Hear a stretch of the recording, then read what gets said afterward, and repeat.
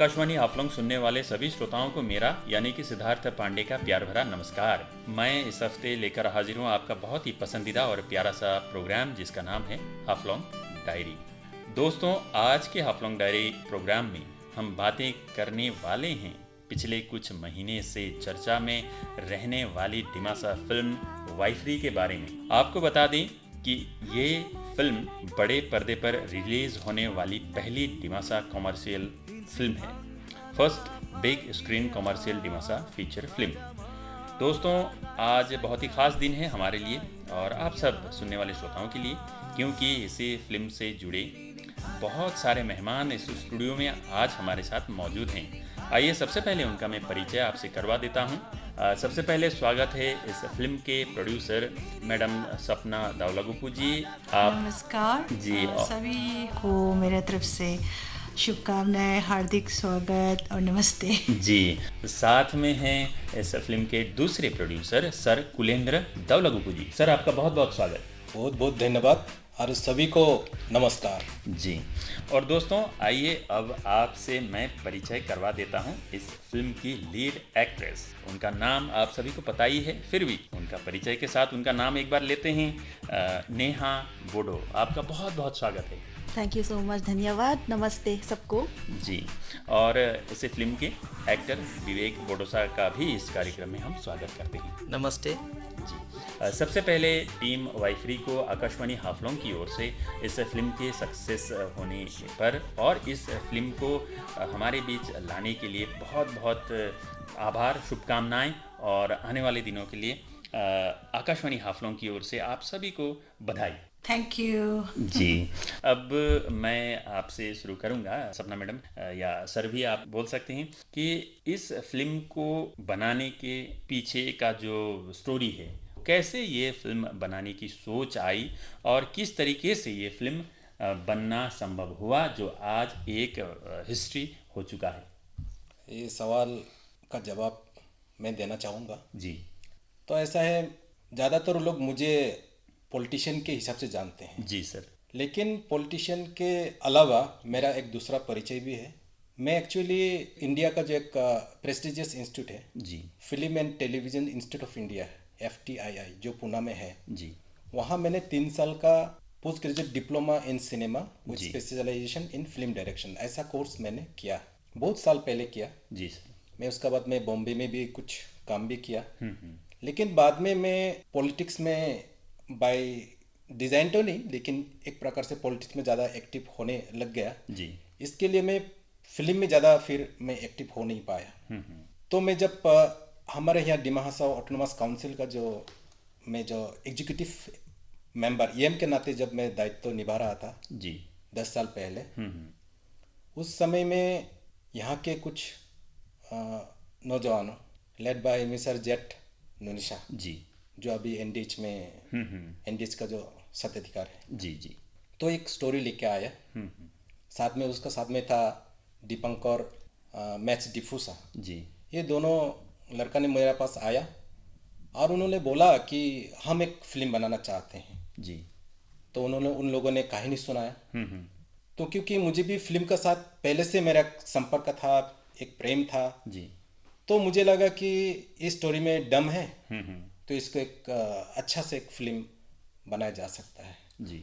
तो इस हिसाब से मैं उस प्रोजेक्ट को मैंने मेरा मिसेस के साथ डिस्कस किया। जी। क्योंकि उस समय मैं ज़्यादा पॉलिटिक्स में ज़्यादा इन्वॉल्व था, ज़्यादा एक्टिव था, इसलिए मैं ज़्यादा समय नहीं दे पा रहा था। तो मैं फिर मेरे मिसेस को बोला कि तुम इस प्रोजेक्ट को संभालो। जी। तो फिर उन्होंने प्रोड्यूसर के नाते उस समय फिर काम करना शुरू किया। जी। साथ में मैं भी था, लेकिन क्या मैं पॉलिटिक्स में ज़्यादा बिजी होने का नहीं कर नहीं पाया। तो उसी समय से ये प्रोजेक्ट हम लोगों ने शुरू किया। जी। तो हमारा शुरुआत से एक हम लोगों का एक मकसद था कि इस फिल्म को हम लोगों ने ज़्यादातर लोगों तक हम पहुंचाए। अच्छा।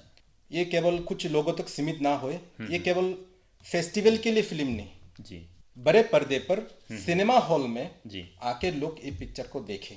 जी। तो ये हम लोग का मकसद था, इसलिए हम लोगों ने कोशिश किया कि इस फिल्म का प्रोडक्शन वैल्यू, प्रोडक्शन क्वालिटी अच्छा हो। जी। इसलिए हम लोगों ने गुवाहाटी से जो असमीज फिल्म इंडस्ट्री के जितने भी उस समय अवेलेबल प्रोडक्शन फैसिलिटीज था, जी सब कुछ हमने लिया। शूटिंग का शुरुआत 2014 में शुरू हुआ। अच्छा उससे पहले रिकॉर्डिंग हम लोगों ने 2013 में किया। एक गाना पर्टिकुलर, एक गाना है जो फेमस है, डिनिनिंग खाजाला डिनिनिंग मिनिला, जो एक बहुत बढ़िया संग है, वो जुबिन गार्ग ने गाया। और काफ़ी पॉपुलर है, काफ़ी पॉपुलर है जी।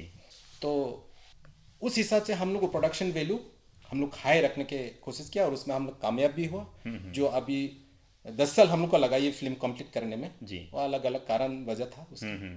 तो उस हिसाब से हम लोगों ने ये फिल्म को जी फॉर द फर्स्ट टाइम शायद नॉर्थ ईस्ट में कोई सब रीजनल लैंग्वेज या डायलेक्ट जो ट्राइबल लैंग्वेजेस है उसमें से शायद पहला बार होगा, क्योंकि जो मुझे इतना डिटेल पता नहीं, लेकिन बहुत कम संख्या फिल्म जो यूफो टेक्नोलॉजी, जो प्रोजेक्शन सिस्टम है, यूफो, क्यूब, स्क्रैबल, जी, वो सब सिस्टम में साइमल्टेनियसली मल्टी थिएटर में अलग अलग जगह में रिलीज होना, ये एक फिल्म है। जी।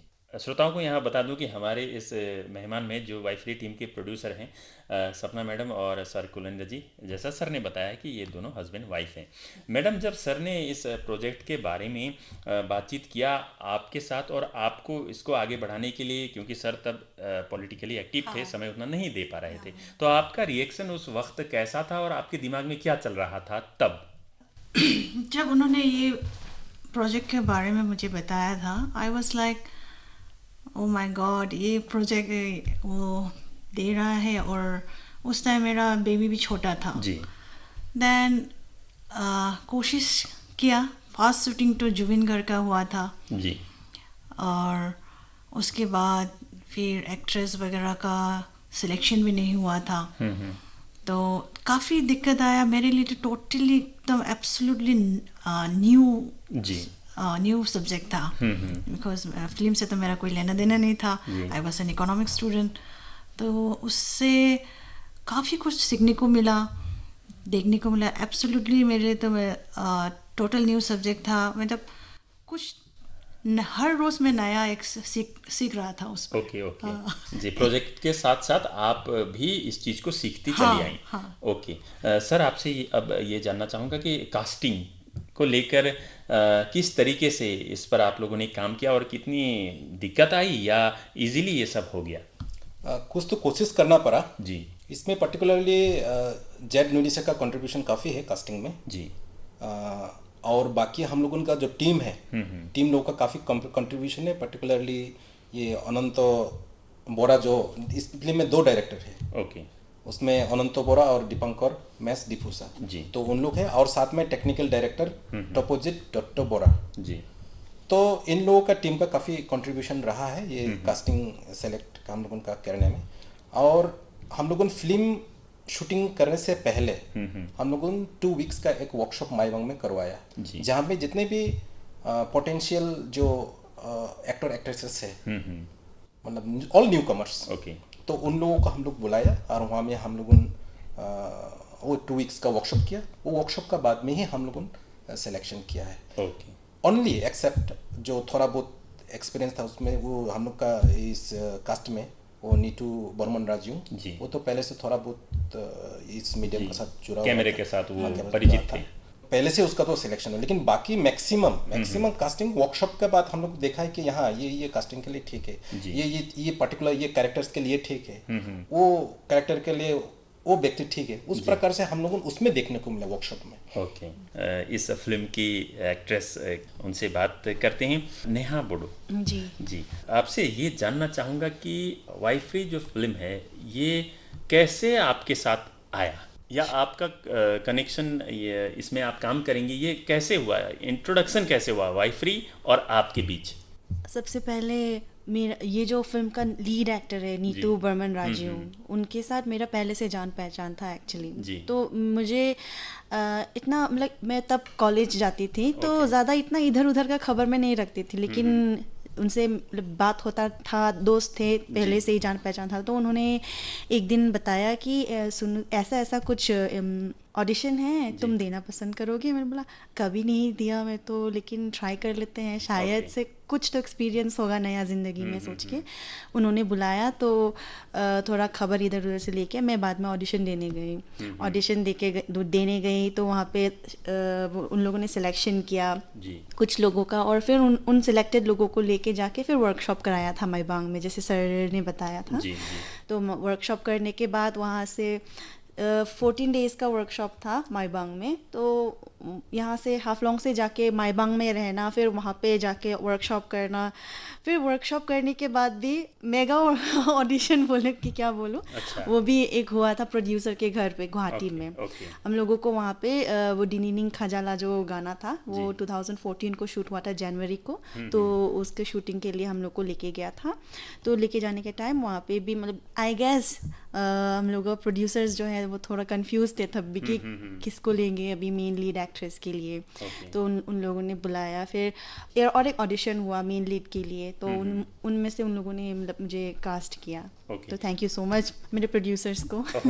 और जब फाइनली आपको पता चला कि या now I am the lead actress of the movie, वो मोमेंट कैसा था आपके लिए? उस दिन जब ऑडिशन देके हम लोग वापस रूम गए थे, नेक्स्ट डे से हम लोग का शूटिंग होना था। तो जब ऑडिशन ख़त्म हुआ प्रोड्यूसर्स के घर पे, तो प्रोड्यूसर्स के घर से हम लोग जब रूम वापस गए तो डायरेक्टर्स हम लोग के जो थे उन लोगों ने बोला कि फाइनल रिजल्ट आ गया है, फाइनल मोमेंट है, हम लोग को अभी पता चल गया है कौन एक्ट्रेस मेन लीड प्ले करेगा। तो फिंगर क्रॉस करके मैं पूरा बैठी हुई थी वहाँ पे, प्लीज़ मेरा नाम ले लो। पता नहीं क्यों, मतलब पहले मैंने ऐसे सोचा नहीं, मेन लीड ही करना है ऐसे सोच के तो मैं गई नहीं थी, ऑडिशन दिया नहीं था सबसे पहले तो।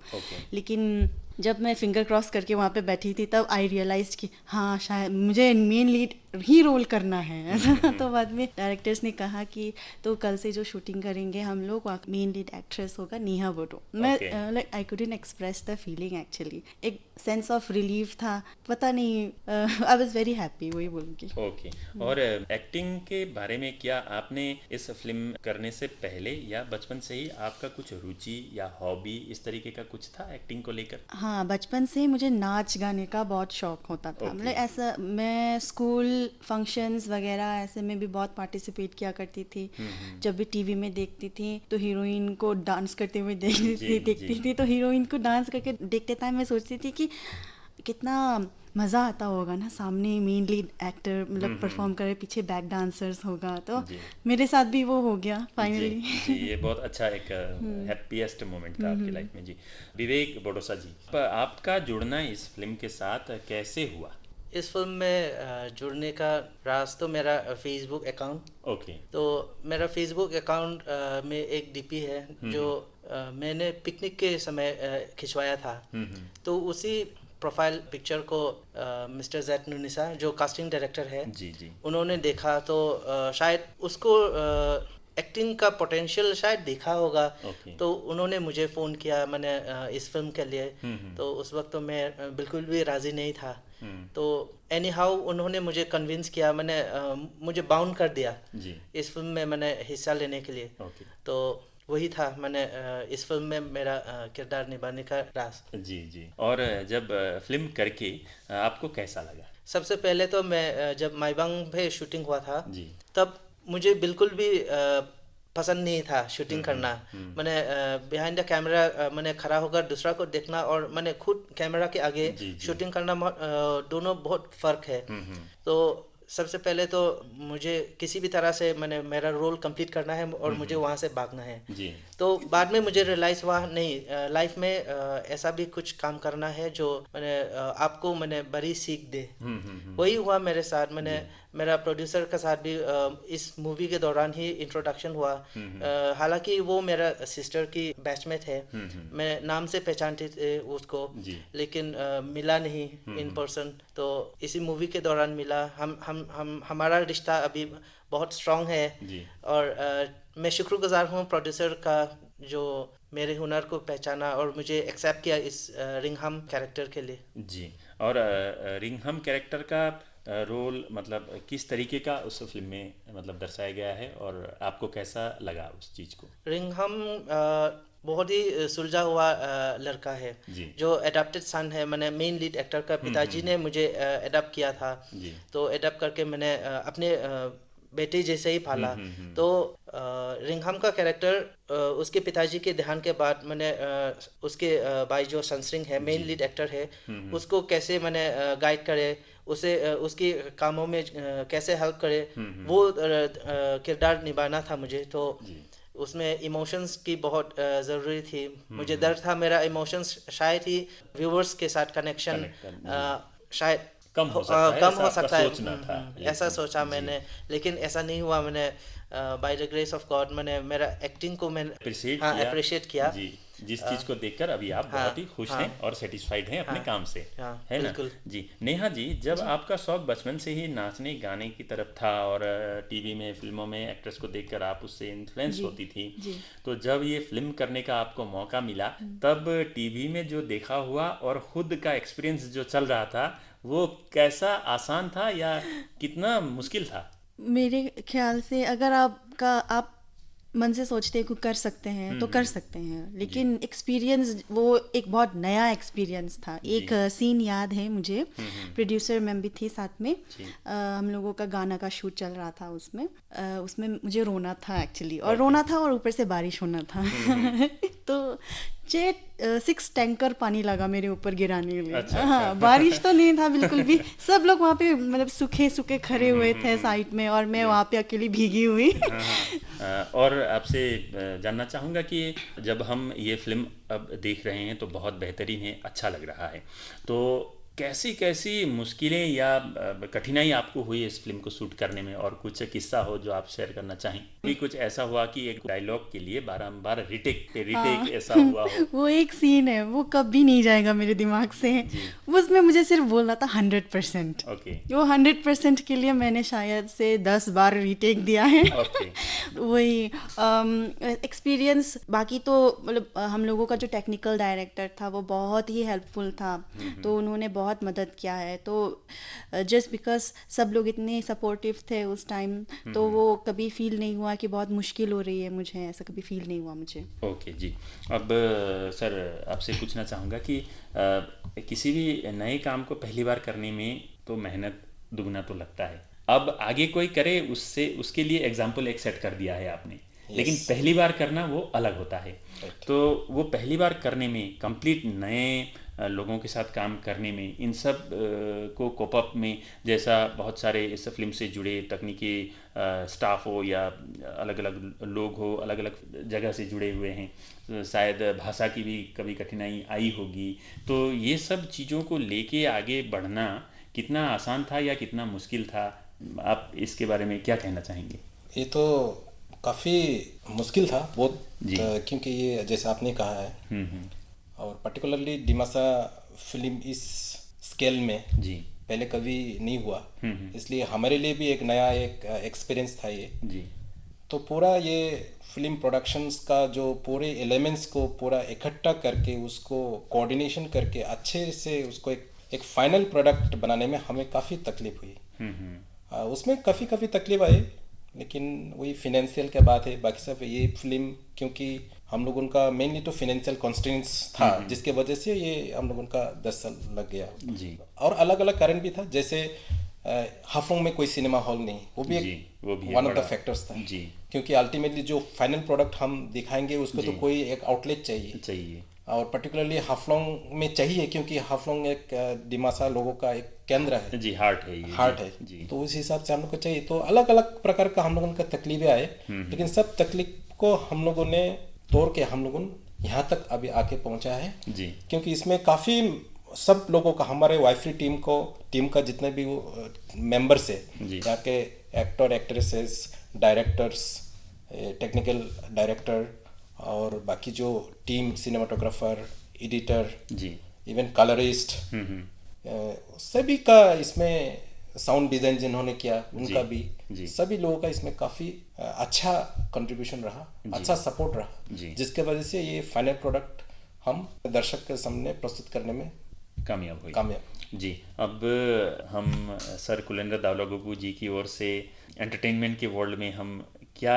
रख सकते हैं, क्या देने वाले हैं, ऐसा कुछ प्रोजेक्ट? अभी हम लोगों का ये किमडोला मीडिया एक प्रोडक्शन हाउस हम लोगों ने इस प्रोग्राम के जरिए से फीचर फिल्म के ये फर्स्ट हम लोगों का प्रोडक्ट है, फर्स्ट एक ऑफरिंग है। तो आने वाले दिनों में एटलीस्ट 2 साल में एक फीचर फिल्म देने का प्लानिंग है जी। नॉट ओनली इन दिमासा, अलग अलग लैंग्वेज में एक फिल्म देने का प्लानिंग है। ओके जी। विवेक जी, तो आने वाले दिनों के लिए ऐसा कुछ आपके मन में विचार क्या है? अब एक्टिंग रिलेटेड कुछ सोच रखा है? एक्टिंग रिलेटेड मैं एक रेसिपी चैनल चलाता हूँ यूट्यूब पे, दिमासा बेकर्स बेसिक रेसिपी।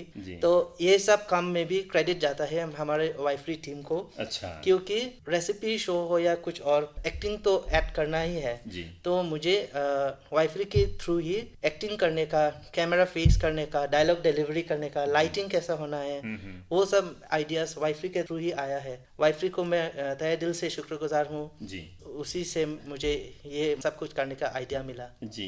मतलब आपके अंदर जो टैलेंट था, इस चीज को उभारने के लिए, आगे लाने के लिए वाइफरी का कंट्रीब्यूशन बहुत ज़्यादा है। बहुत है जी। अब और फिल्म का जो सर आपसे जानना चाहूँगा कि इस फिल्म को बनाने के पीछे जिस तरीके का मेहनत था और जो भी एक्सपेक्टेशन था फिल्म के रिलीज़ होने के बाद, अभी आफ्टर रिलीज लोगों ने इस फिल्म को चाहा, देखा, इससे आप कितना खुश हैं? मैं बहुत खुश हूँ जी कि ये एक बहुत अच्छा सपोर्ट आया है जी। लोगों ने अच्छा से ये एक्सेप्ट किया है और लोगों को पसंद आया है ये फिल्म जी। अभी तो जितने सिनेमा हॉल से, मतलब दिमासा एरिया जैसे हाफलोंग में, सिलचर में, टीफू में और टू एन एक्सटेंट गुवाहाटी में, वहाँ के दर्शक देख लिया जी। अभी जहाँ जहाँ सिनेमा हॉल्स नहीं है जी, वहाँ पे अभी लेना मोबाइल थिएटर जी, सिनेमा थिएटर, मतलब खुद वहाँ पे प्रोजेक्शन लेके, खुद वहाँ साउंड सिस्टम लेके जी, गांव में ये पिक्चर को प्रदर्शन करना वो शुरू किया हमने। अभी रिसेंटली हमने थाईजुआरी में किया, फिर डियोंगरा में किया। आने वाले दिनों में ऐसा माईबांग में, उमरांगशो में, माहौर में, हरंगजाओ में, अलग अलग जगह में, फिर उधर डिफू, डंसरी जी, इधर हावड़ा घाट, फिर काचार एरिया में जी, तो अलग अलग जगह हम लेके जाएंगे। और अब ये जानना चाहूँगा कि एक जैसा जो भी अपने दिमासा का जो कल्चर है, जो इसका ट्रेडिशन है, इस चीज़ को कोई भी एक पर्टिकुलर फिल्म द्वारा इसको दर्शाने में फिल्म कितना मदद करता है? फिल्म काफ़ी मददगार करता है, लेकिन फीचर फिल्म का जो नेचर है, मतलब उसका जो क्या बोलेंगे, उसका जो कैरेक्टरिस्टिक्स है जी, उसमें वो तो डॉक्यूमेंट्री फिल्म नहीं, फीचर फिल्म जी। डॉक्यूमेंट्री फिल्म होगा तो उसमें जो भी कल्चर है, लाइफस्टाइल, वो डॉक्यूमेंट के हिसाब से वो डॉक्यूमेंट्री को बनाते हैं, उसको दिखाते हैं। लेकिन फीचर फिल्म में डायरेक्टली कल्चर को ये करना थोड़ा मुश्किल होता है, लेकिन कहानी के माध्यम से जी, उसमें कुछ अगर हम लोग सीक्वेंसेस, सीन्स वगैरह लगते हैं जहाँ पे हमारे कल्चर को रिफ्लेक्ट करे, तो उस प्रकार का विलेज लाइफ बोलिए, हम लोगों का फेस्टिवल बोलिए, हम लोगों का लाइफस्टाइल, हम लोगों का रहन सहन, हम लोगों का खाद्य, वो सब वगैरह इस फिल्म में दिया गया है, सन्निविष्ट किया हम लोग ने। तो उस हिसाब से दिमासा लाइफस्टाइल, दिमासा कल्चर इस फिल्म में काफ़ी अच्छे तरह से रिफ्लेक्ट हुआ है, ये हम कह सकते हैं जी। और जो भी यहाँ जो एक्टिंग रिलेटेड जो भी मतलब हॉबी है जिनकी भी, यूथ्स की, गर्ल्स, बॉयज़, वो सब भी अगर एक्टिंग करना चाहें तो उनके लिए आप क्या ऐसा एडवाइस देना चाहेंगे कि मतलब किस तरीके का अप्रोच उनमें होना पड़ेगा? उन लोगों को ये ही इस जो मीडियम है, ये जो क्रिएटिव फील्ड है, इसको अच्छा से डेडिकेटेडली इसको अपनाएं जी, और कंटेंट अच्छा से क्रिएट करें। नेहा जी, आप ये आपसे जानना चाहूँगा कि जो आपके प्रोड्यूसर थे इस फिल्म के, आपके घर के ही लोग थे, हाफलोंग से ही थे, आपके अपने थे, वो कितना आप लोगों को एनकरेज करते थे? मेरे प्रोड्यूसर्स जो हैं एक्चुअली, उन लोगों ने मैं फर्स्ट टाइम मिली थी उनको, जब शूटिंग स्टार्ट हुआ था तब फर्स्ट टाइम मिली थी। सर से तो मैं बहुत डरती थी क्योंकि वो पॉलिटिशियन थे पहले से, एक अलग सा रिस्पेक्ट होता है सर के लिए, तो सर के साथ मेरा ज़्यादा बात होना ऐसा नहीं होता था। लेकिन सपना मैम जो थी, उनके साथ बहुत एक अच्छा बॉन्ड बन गया था। उन्होंने मुझे बहुत प्यार से रखा है। अपनी बेटी जैसे ही मतलब कहीं भी जाऊं तो मुझे साथ में ही लेके जाते थे।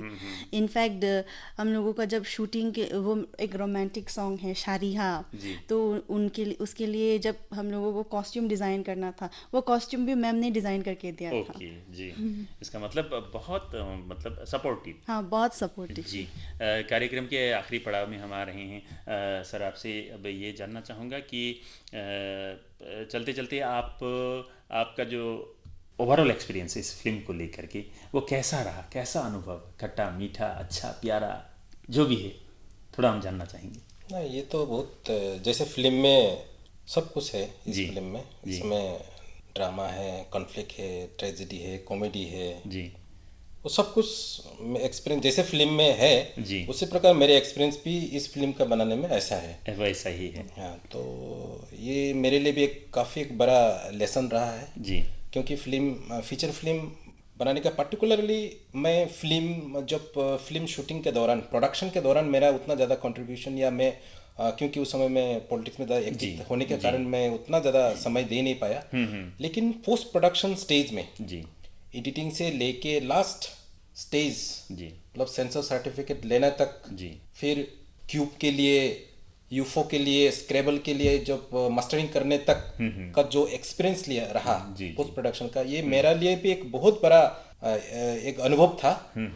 क्योंकि आजकल का जो टेक्नोलॉजी है, सिनेमैटिक जो टेक्नोलॉजी है, सिनेमा बनाने का जो प्रक्रिया है, बहुत काफ़ी मॉडर्नाइज हो गया है, काफ़ी एक प्रकार से कहा जाए तो काफी इजी भी हुआ, लेकिन जानने से इजी होता जी, जब तक नहीं जानोगे तब तक वो कठिन है जी। तो मुझे ये सब कुछ एक प्रकार से नया से मुझे सीखने को मिला है सब, क्योंकि बहुत सारे चीज हम जब फिल्म इंस्टीट्यूट में रहते हैं उस समय उस जमाने का जो एस्थेटिक सेम है जी, लेकिन टेक्निक काफी बदल गया है। तो मुझे एस्थेटिक्स तो एफटीसी काफ़ी सीखने को मिला, लेकिन नए नए जो टेक्निक है, नए नए जो तरीका है, नए नए जो प्रक्रिया, वो अभी इस फिल्म के दौरान सीखने को मिला है जी। आप सभी का बहुत बहुत शुक्रिया। सबसे पहले इस फिल्म की प्रोड्यूसर सपना दावलागुपु जी, सर कुलेंद्र दावलागुपु जी, आप इतनी सारी जानकारियाँ जो इस फिल्म से जुड़ी आपने इस कार्यक्रम के माध्यम से हमारे श्रोताओं तक पहुंचाने की कोशिश की, और आप हमारे स्टूडियो में आए, इसके लिए आप दोनों का बहुत बहुत धन्यवाद। धन्यवाद जी। साथ ही विशेष धन्यवाद इस फिल्म की लीड एक्ट्रेस नेहा बोडो जी, आपका बहुत बहुत धन्यवाद। धन्यवाद। आने वाले दिनों में हम आपके और आने वाले प्रोजेक्ट जरूर देख पाएंगे, हमारे दर्शक, हमारे श्रोता, ये आशा हम रखेंगे। हम भी वही आशा रखते हैं। इसके लिए आपको शुभकामनाएं, और साथ ही विवेक जी आपको भी बहुत बहुत धन्यवाद इस कार्यक्रम में भाग लेने के लिए, और आने वाले प्रोजेक्ट के लिए शुभकामनाएं। आपका भी धन्यवाद मुझे यहाँ पे बुलाने के लिए जी। तो मैं कोशिश करूँगा आप सबको नए नए प्रोजेक्ट के साथ एंटरटेन करने के लिए। जी।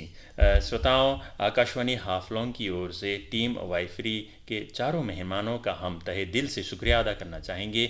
विशेष कर हाफलॉन्ग डायरी के इस कार्यक्रम में वे सब इस अपने व्यस्त समय निकालकर इस कार्यक्रम में भाग लेने के लिए हमारे स्टूडियो में आए, और आने वाले दिनों के लिए इस टीम के सभी मेंबर्स को बहुत बहुत शुभकामनाएं। थैंक यू जी। जल्द ही हम इनके अगले प्रोजेक्ट को भी देख पाएंगे।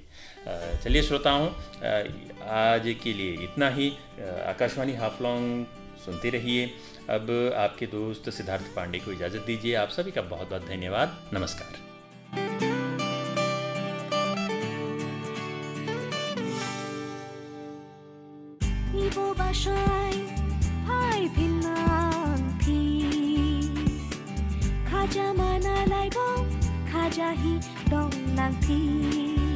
Insitang hanap ay pinya Kadama daing sanglay Satray lay niya